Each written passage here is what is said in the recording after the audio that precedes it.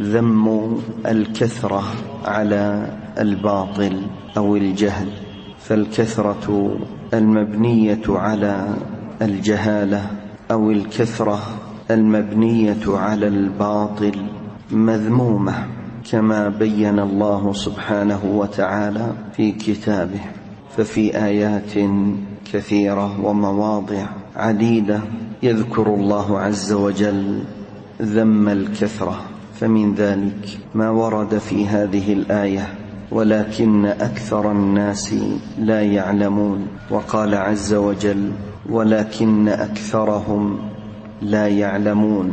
وقال سبحانه: وإن تطع أكثر من في الأرض يضلوك عن سبيل الله.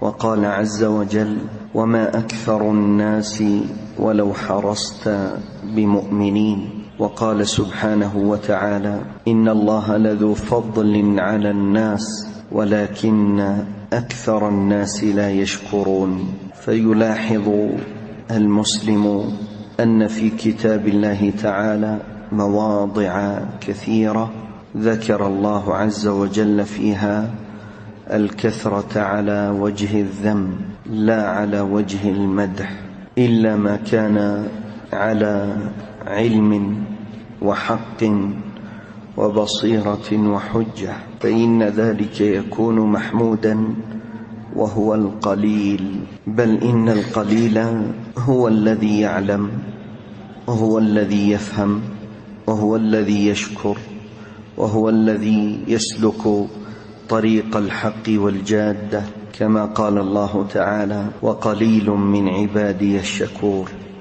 وقال سبحانه وتعالى: إلا الذين آمنوا وعملوا الصالحات وقليل ما هم.